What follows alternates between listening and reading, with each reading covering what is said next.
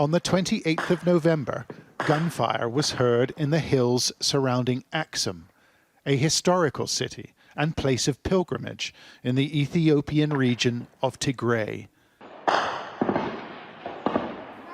But these shots marked the beginning of a period of unspeakable violence and mass executions, according to Amnesty International. The details alleged by witnesses who contributed to their report. Whomever was on the street was killed. The sidewalks of Axum, so many young people were laid down. You can see them bleeding, like some of them, their bodies swollen. The city start to smell. Amnesty compiled accounts from dozens of witnesses who fled into neighboring Sudan, as well as telephone interviews with survivors in Axum.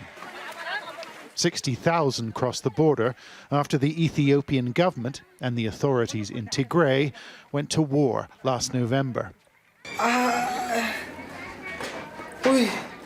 Allegations of atrocities and ethnic bloodletting were rife. And Sky News saw evidence of horrific injuries from refugees seeking sanctuary. In Axum, troops from Eritrea fighting with the Ethiopians, says Amnesty, systematically killed many hundreds of local men, gunning them down as they attempted to flee. These images filmed in the center of the city, says the human rights group. We spoke to someone by phone who says he witnessed the shooting of men and boys. They killed moms and boys on the street. Even two Eritrean troops shoot those who tried to remove bodies from the street. That I saw. Satellite imagery published by Amnesty appears to indicate mass burial sites near two churches in the city. And a woman who said she was in Axum at the time told us bodies were left in the streets for days. Some were eaten by hyenas. But that day, that's a nightmare day. The hyena, oh my God, hyena eat it. Hyena eat it, Axum people body.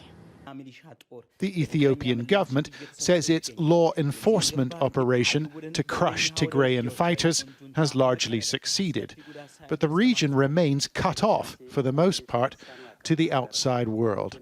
Humanitarian agencies have been prevented from delivering crucial supplies, particularly in rural areas. We are still struggling every day to have access to allow our drugs and medicines and the international support that they deserve to get in. And this is very frustrating. This is something that is the most difficult part. Amnesty says it gathered testimony from more than 40 witnesses, but the Ethiopian government has questioned the organization's findings, while the Eritreans called the report preposterous. Any prospect of an international investigation is slim. John Sparks, Sky News.